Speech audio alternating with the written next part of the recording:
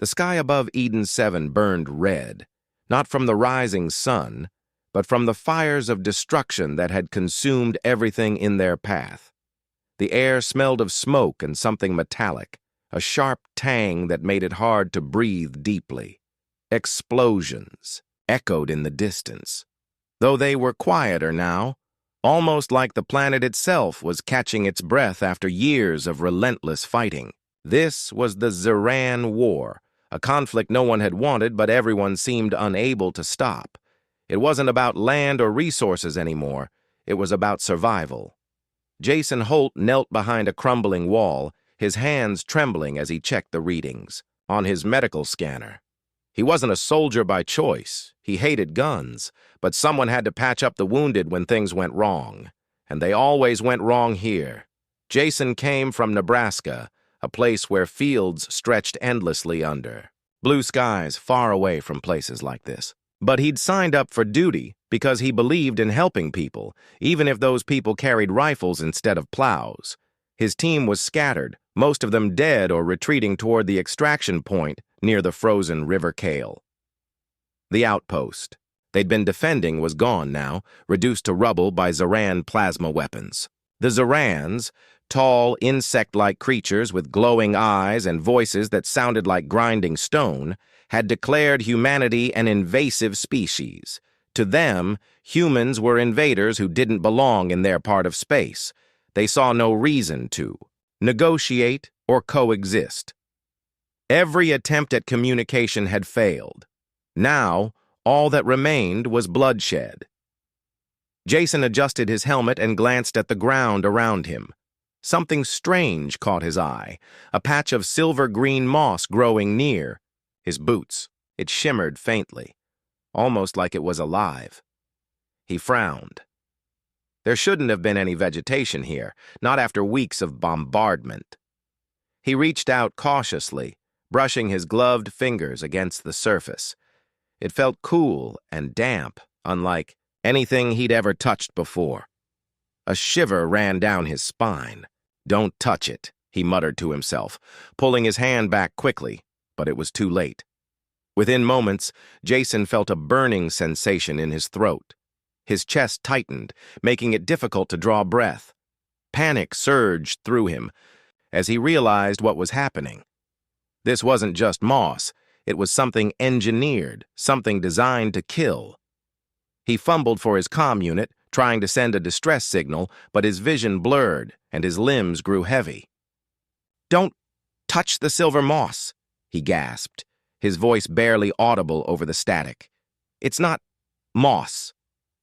Then silence. Lieutenant Claire Bennett found him hours later.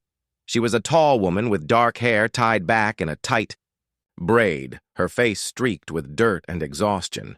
Claire had trained in xenobiology before joining the military, which meant she knew how dangerous alien environments could be.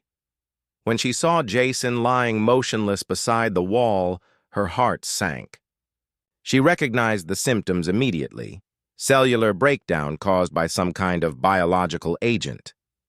Whatever had killed him wasn't natural. Claire crouched beside him, scanning the area carefully. That's when she noticed the silver-green patches spreading across the ground. They pulsed faintly, almost rhythmically, like they were breathing. Her instincts screamed at her to leave it alone, to report it and let the scientist handle it later. Protocol demanded nothing less. But something about Jason's final message gnawed at her. What did he mean? Was this moss really something else entirely? She hesitated only for a moment before pulling out a biocontainment pouch and scooping up a small sample. The substance felt oddly warm against her gloves, and she couldn't shake the feeling that it was watching her somehow, shaking off the unease. She sealed the pouch and stood up, glancing once more at Jason's lifeless body. "I'm sorry," she whispered, before turning away. Back at the ruins of Outpost Theta, Claire locked herself in the makeshift lab. She ran every test she could think of: microscopic analysis, chemical composition scans, even exposure trials using isolated cultures. Everything pointed to the same conclusion. This wasn't ordinary moss. It contained microscopic organisms unlike anything in human databases. These organisms seemed capable of breaking down organic material at a molecular level, dissolving cells into their base components within minutes. Yet despite its lethality, Claire couldn't ignore the nagging curiosity inside her. If this thing was so deadly, why hadn't it killed her yet? She'd handled it directly, albeit briefly, and showed no signs of illness. In fact, she felt fine. Better than fine. Her chronic knee pain, a lingering injury from basic training, had vanished. Her fatigue melted away, replaced by an unfamiliar clarity. Even her reflexes seemed sharper, quicker. Against every rational impulse, Claire opened the containment pouch again. Just a tiny fragment, she told herself, just to see. She placed the smallest piece on her tongue and waited. Nothing happened, at least not at first. Then warmth spread through her chest, slow and steady, like sunlight breaking through clouds. For a fleeting second, she thought she heard something, a low hum, almost musical, but dismissed it as her imagination. Whatever this substance was, it wasn't harming her. Quite the opposite, in fact. She felt stronger, healthier, more alive than she had in years. Still, doubt lingered. Why would something designed to destroy also heal? What purpose did it serve? Claire decided to keep her discovery secret for now. Reporting it might mean losing access to it altogether, and she needed answers. Answers that could change everything or end it. That night, as she lay awake staring at the cracked ceiling of her quarters, Claire replayed Jason's last words in her mind. Don't touch the silver moss. It's not moss. She closed her eyes, trying to push away the guilt of ignoring his warning. But deep down, she knew she couldn't stop now. Whatever this thing was, it held secrets far beyond anything humanity had encountered before. Secrets worth risking everything for. Claire woke the next morning feeling different. Not just physically, though that was undeniable. Her body moved with a fluidity she hadn't felt in years, but mentally too. Her thoughts were sharper, clearer, like the fog she'd been living under for so long had finally lifted. She could hear things she shouldn't have been able to. Faint sounds from outside her quarters, the hum of distant machinery, the rustle of wind against metal walls. Even the silence seemed alive, charged with an energy she couldn't explain. She stood in front of the small mirror bolted to the wall and studied her reflection. At first glance, nothing appeared out of place. Her dark hair was still tied back neatly, her uniform clean despite the chaos around her. But as she leaned closer, she noticed something strange. Her eyes, usually a soft brown, had tiny flecks of green glowing faintly in the dim light. It was subtle, almost imperceptible, but it was there. Claire blinked several times, trying to convince herself it was a trick of the light or exhaustion, playing games with her mind. Yet deep down, she knew better. The silver moss, or whatever it truly was changing her. Breakfast consisted of a cold nutrient bar and a cup of stale coffee brewed from powdered rations. Claire ate mechanically, her mind racing. She thought about Jason again, his final warning echoing in her ears. Don't touch the silver moss. It's not moss. She wondered if he'd known more than he let on, if he'd discovered something before it was too late. Whatever the case, she couldn't undo what had already been done. The substance was inside her now, working its way through her system, altering her in ways she didn't fully understand. Determined to learn more, Claire returned to the lab. She ran additional tests on herself this time, analyzing blood samples and neural activity. The results were baffling. Her white blood cells were behaving abnormally, clustering around foreign particles and adapting at an accelerated rate. Her mitochondria emitted a faint bioluminescence when exposed to UV light, something no human cell should be capable of. And then there were the changes in her DNA, small but significant shifts that suggested integration with alien genetic material. Claire stared at the data, her hands gripping the edge of the desk. This wasn't just a biological agent, it was a symbiont, a living organism designed to bond with its host rather than destroy it outright. That explained why she hadn't fallen ill like Jason. Somehow her body had accepted it, or maybe it had chosen her. Either way, the implications were staggering. As the days passed, the changes became harder to ignore. Claire found herself moving faster, reacting quicker. She could dodge falling debris during supply drops without thinking, her reflexes operating on a level beyond conscious control. Her senses heightened further, allowing her to detect vibrations in the ground and variations in temperature others wouldn't notice. Even her strength increased, enabling her to lift equipment that once required 2 people. But these physical enhancements came at a cost. Nightmares plagued her sleep, vivid and unsettling. In them, she saw flashes of Zaran, cities encased in glass domes, towering spires reaching toward alien skies. She walked among their people, witnessing rituals older than humanity itself. They weren't conquerors, as Earth's leaders claimed. They were survivors. Their war wasn't born of malice, but of fear, a desperate attempt to protect themselves from invaders they believed would consume their world. One dream stood out above the rest. Claire stood in a vast chamber filled with glowing crystals, their light pulsing in sync with her heartbeat. Before her knelt a Zaran figure, its carapace etched with intricate patterns. It held out a hand, offering something small and shimmering, a fragment of the silver moss. As Claire reached for it, the scene shifted. She saw herself consuming it, the warmth spreading through her chest just as it had before. But this time, she understood. The moss wasn't poison. It was communication, a bridge between species. When she woke, tears streamed down her face. The dreams felt real, visceral, as though they carried fragments of truth buried deep within her subconscious. She realized then that the moss wasn't merely changing her body, it was rewriting her perception, opening doors to knowledge she wasn't meant to access.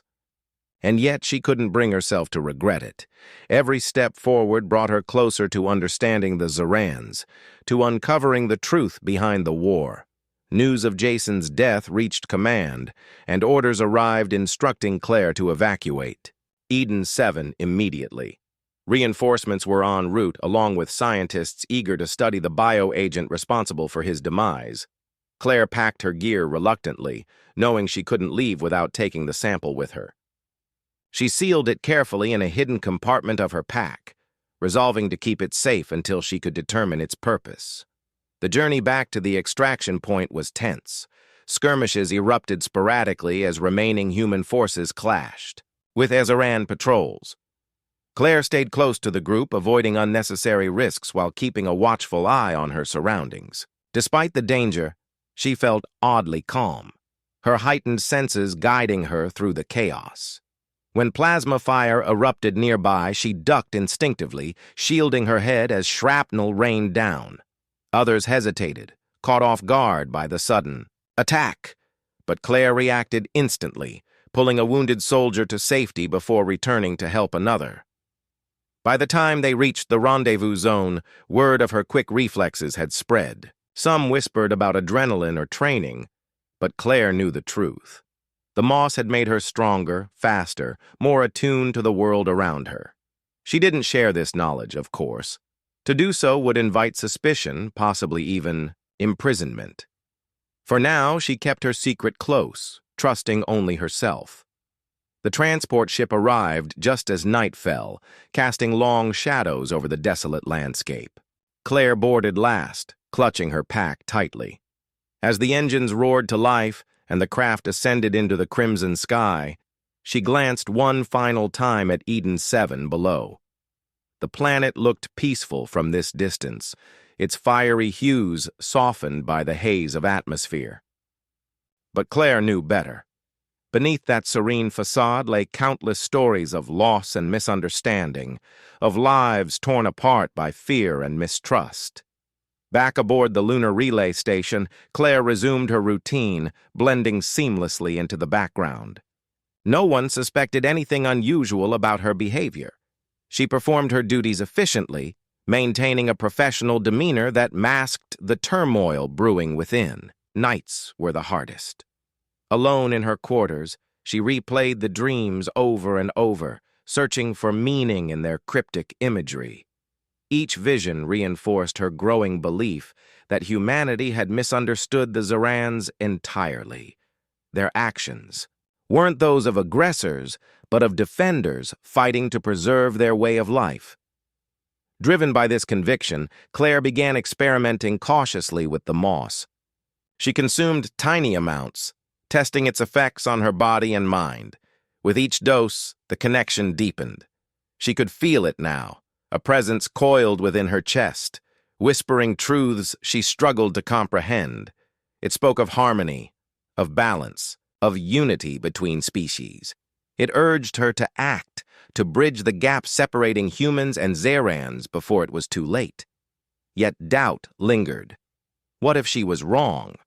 What if the moss was manipulating her, twisting her thoughts to serve some greater agenda? Claire wrestled with these questions daily, torn between skepticism and faith. In the end, she decided to trust her instincts. If the dreams were indeed reflections of reality, then the Zerans weren't monsters. They were victims of circumstance, much like humanity itself. And so, Claire prepared for what lay ahead. She didn't know how or when, but she understood one thing clearly. The war wasn't going to end with weapons or treaties. It would require sacrifice, courage, and an act of profound trust, an act she alone might be capable of performing. For now, she waited, watched, listened. The days turned into weeks, and Claire's connection to the moss grew stronger. It wasn't just a part of her anymore. It felt like it was guiding her, nudging her toward something she couldn't yet see. Her senses continued to sharpen, allowing her to perceive details others missed. She could hear the faint hum of machinery miles away, feel vibrations in the ground that signaled approaching vehicles, and even sense shifts in temperature before they happened. But more than anything, she noticed changes within herself. The dreams became clearer, almost tangible, as though they were memories rather than figments of her imagination. One evening, while reviewing data in the lab, Claire paused mid-task. A strange sensation coursed through her body, a low-frequency vibration that resonated deep in her chest. At first, she thought it might be another side effect of the moss, but then she realized it wasn't coming from inside her. It was external, faint but unmistakable. She stepped out onto the observation deck of the lunar relay station and looked up at the stars. There, hanging silently near Mars, was a fleet of Zeran ships. They hadn't attacked or sent any warnings. Instead, they simply waited, their massive vessels glowing faintly against the blackness of space. Claire's heart raced. She knew this moment was significant, though she couldn't explain why. The presence of the Zerans triggered something in her, a response that felt both instinctual and deliberate. The moss reacted too, pulsing gently beneath her skin as if acknowledging their arrival. She closed her eyes, focusing on the sensation, and suddenly she heard it, a sound not with her ears, but with her mind. A tone, low and harmonic, filled the air around her. It wasn't language, not in the traditional sense, but it carried meaning all the same. Fear, curiosity, hope. The signal spread across human comms bands, reaching every outpost, ship, and colony. Scientists scrambled to analyze it. Military. Commanders debated how to respond, and civilians panicked, unsure whether to prepare for war or brace for peace. But Claire understood immediately. This wasn't an attack. It was communication. The Zerans weren't speaking to humanity with words or weapons. They were reaching out with emotion, with memory. with intent. That night, Claire made a decision. She couldn't sit idly by while others tried to interpret the message. Whatever the Zorans wanted, she was uniquely equipped to understand it.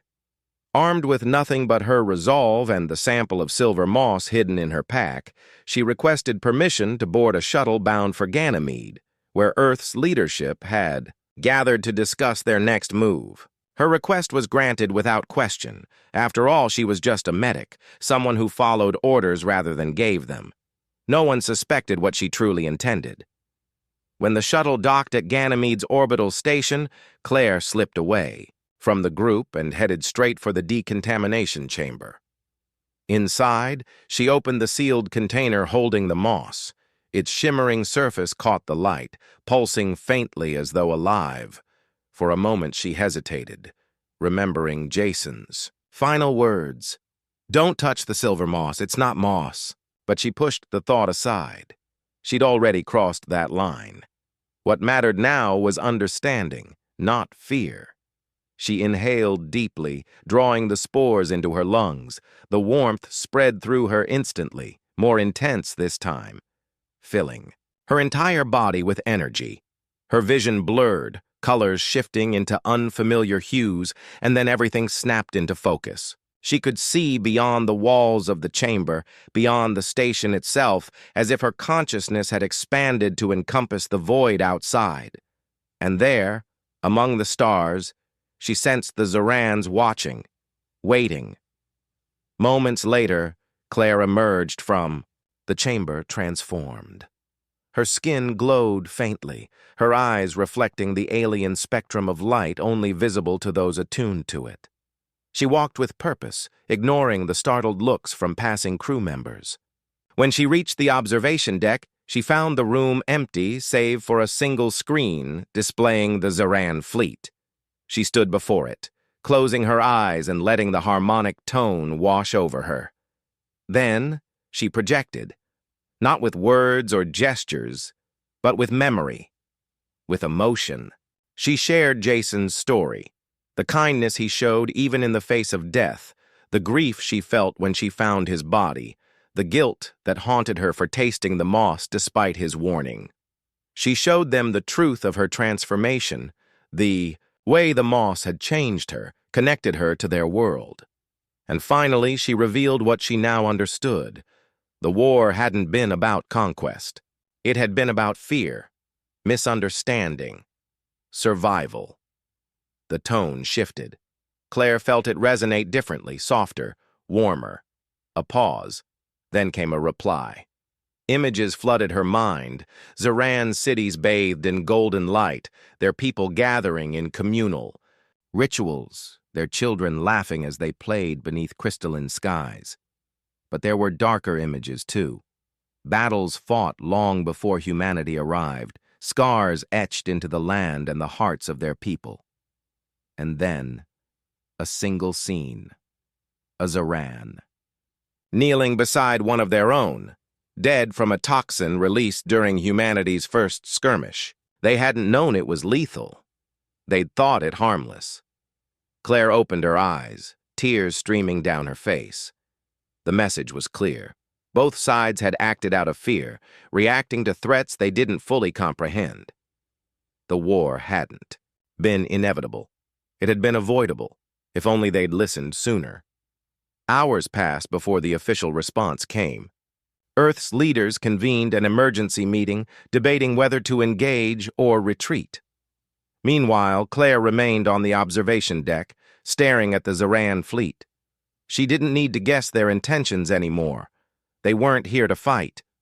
They were here to end the conflict, to find a way forward. Finally, the order arrived. Humanity would send an emissary to meet with the Zorans on Ganymede. Claire volunteered without hesitation. No one argued. After all, she was expendable. A medic, not a diplomat. If anything went wrong, her loss wouldn't matter. The day of the meeting dawned cold and quiet. Claire stood alone on the landing platform, clad in a simple biosuit designed to protect against contamination. She carried no weapons, wore no insignia, just a small pouch containing the last fragments of the silver moss. As the Zaran shuttle descended, its sleek form casting long shadows across the barren landscape, Claire took a deep breath. She felt calm, centered, as though the moss had prepared her for this moment. The hatch opened, and the emissary emerged.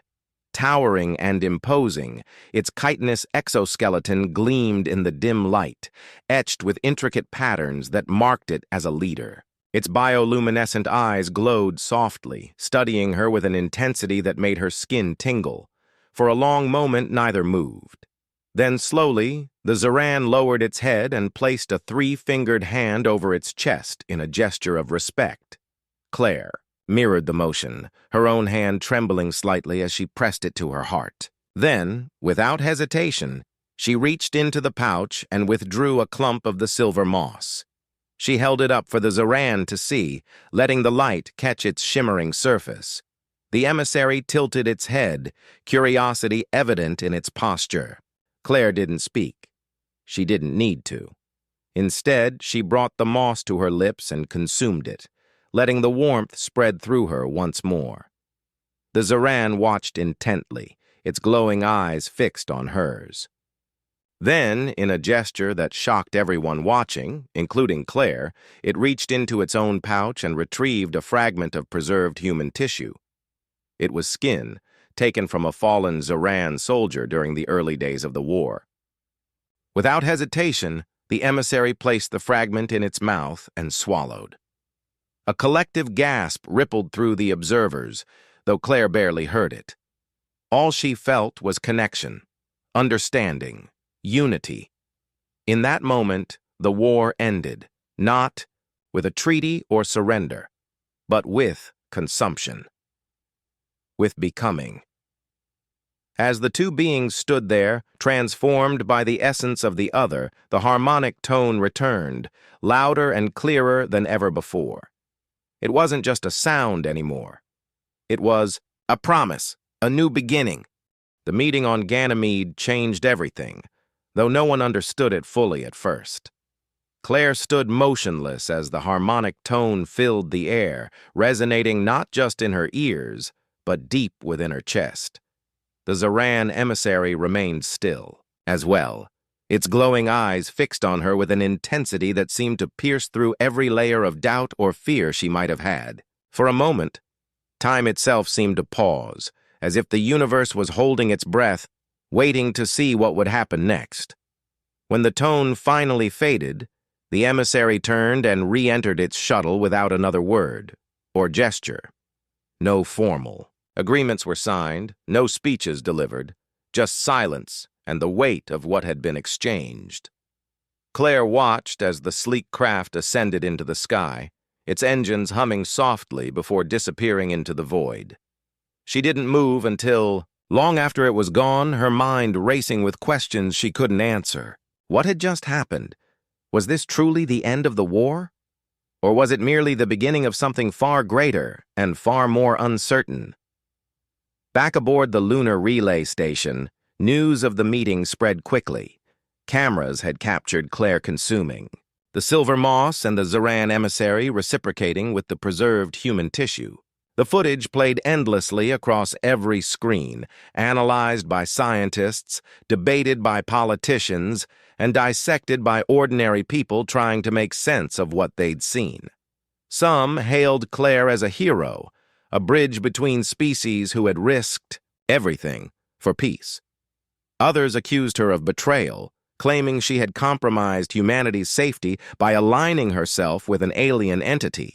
Few understood the truth, that the act wasn't about allegiance or surrender. It was about connection, about becoming something new. Claire avoided the spotlight as much as possible, retreating to her quarters when she wasn't needed for debriefings or interviews. She didn't trust herself to explain what had happened, not because she doubted her own understanding, but because she knew words wouldn't suffice. How could she describe the warmth that spread through her veins when she consumed? The moss? The way it felt like opening a door to a world she'd never known existed? or the strange, almost overwhelming sense of unity she shared with the Zeran emissary in that moment. These experiences weren't meant to be explained, they were meant to be felt.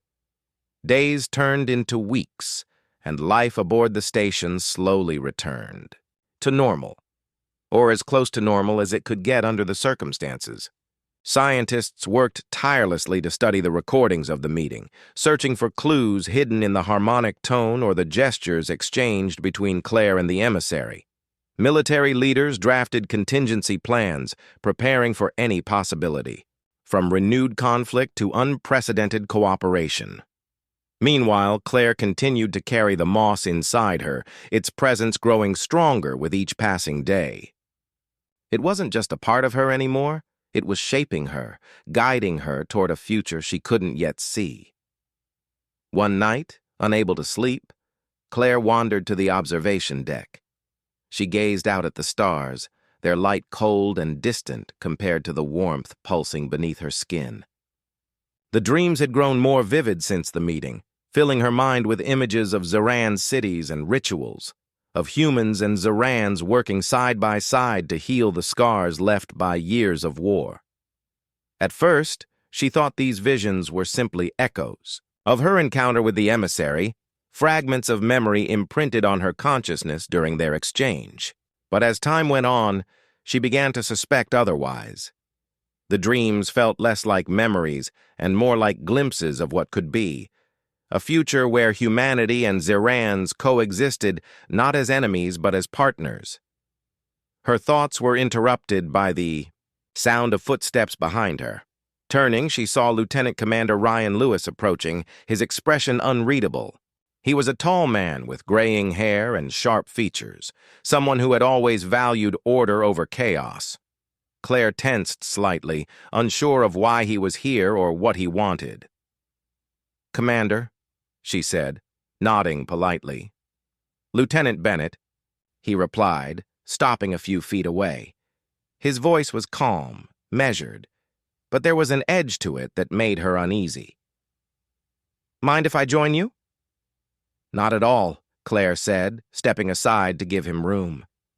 They stood in silence for a while, both staring out at the stars. Finally, Ryan spoke again. "You've caused quite a stir, you know." "I'm aware," Claire said, keeping her tone neutral. She didn't need to ask what he meant. The endless debates, the accusations, the praise, all of it was impossible to ignore. "You took a huge risk," Ryan continued, glancing at her briefly before returning his gaze to the horizon. "Some say you acted recklessly. Others call you courageous. Personally, I'm not sure which is true." Claire hesitated, choosing her words carefully. "I didn't do it for recognition or approval. I did it because it felt right." "And does it still feel right?" Ryan asked, his voice softer now.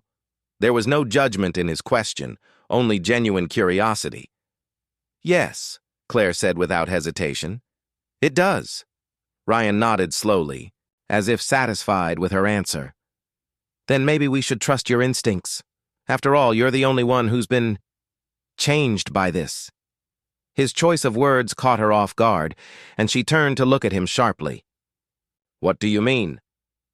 Ryan met her gaze, his expression serious. "We've been monitoring you, Claire. Your vitals, your behavior, everything. You're different now, stronger, faster, more attuned to your surroundings than anyone has a right to be. And then there's the bioluminescence. We've seen the reports. You're not entirely human anymore." Claire felt a chill run down her spine. She'd suspected they were watching her, but hearing it confirmed aloud sent a wave of unease through her body. "Does anyone else know?" she asked quietly. "Not yet," Ryan said. "But they will, eventually. That's why I came here tonight, to warn you. Things are going to change, whether you're ready for it or not." Claire looked away, her heart pounding. She'd known this moment would come eventually, but hearing it spoken aloud made it feel real in a way she hadn't anticipated. "What happens now?" she asked. "That depends on you," Ryan said simply. You've become a symbol, Claire, whether you wanted to or not. People will look to you for answers, for guidance. They'll expect you to lead them, even if you don't know where you're going. Claire let his words sink in, the weight of them settling heavily on her shoulders. She wasn't a leader by nature, nor did she want to be. All she'd ever wanted was to understand, to find a way to end the war and prevent further suffering.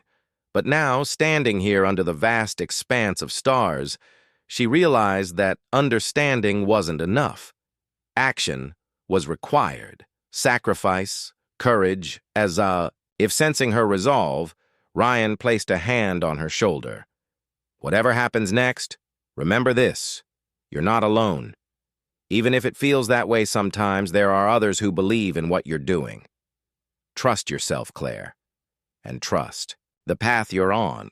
With that, he turned and walked away, leaving her alone once more. Claire watched him go, her mind racing with possibilities. She didn't know what the future held, but she knew one thing for certain. The war had ended the moment she consumed the moss, not because of treaties or truces, but because of connection, because of trust, because of hope, and perhaps, just perhaps, that was enough to build a new world upon. Years passed, and the world changed in ways no one could have predicted. The war ended not with a bang, but with a whisper, a quiet transformation that began with Claire's act of trust and spread outward like ripples on a still pond. Humanity didn't merge with the Zorans, nor did they become one species. Instead, something new emerged, a hybrid existence, a bridge between two worlds built on mutual understanding and shared biology. Claire lived long enough to see the beginnings of this new era, though she never sought recognition for her role in it. She remained humble, soft-spoken, and deeply introspective, always aware of the weight of what she had done. Her body continued to change as the moss within her evolved, adapting not just to her human form but to the essence of the Zoran, symbiont as well. By the time she reached her 70s, her skin shimmered faintly even in daylight, her eyes glowed with an otherworldly light, and her presence commanded respect without effort. She became a living symbol of peace, a reminder of what was possible. When fear gave way to trust, her final days were spent surrounded by both humans and Zorans, their differences fading into insignificance in the face of shared purpose. They gathered around her bedside, holding vigil as her breathing slowed and her heartbeat grew faint. When she spoke her last words, they were simple, yet profound. "We didn't win the war," she whispered, her voice barely audible. "We outgrew it." Then, with a small smile on her lips, she closed her eyes for the last time. After her death, humanity honored her memory in countless ways. Statues were erected in her likeness, monuments carved from stone and metal depicting her standing beside the Zoran emissary. Schools taught her story as a lesson in courage and reconciliation, emphasizing the importance of listening over fighting, of understanding over conquering. But perhaps the greatest tribute came not in memorials or textbooks, but in the lives of those who followed in her footsteps. A new generation arose, children born with the ability to host the silver moss, to interface with Zoran technology, and to communicate through harmonic tones.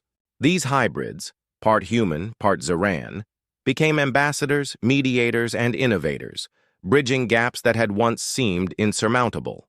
They carried within them the legacy of Claire's sacrifice, a testament to the power of unity over division. Earth and across the colonies, rituals evolved to reflect this newfound connection. When a child came of age, they participated in a ceremony known as the offering. A fragment of the silver moss was placed before them, glowing faintly in the light. Some hesitated, unsure if they were ready to embrace the change. Others stepped forward without fear, consuming the moss and feeling its warmth spread through their veins. It wasn't mandatory. Each individual chose whether to accept the bond or remain purely human.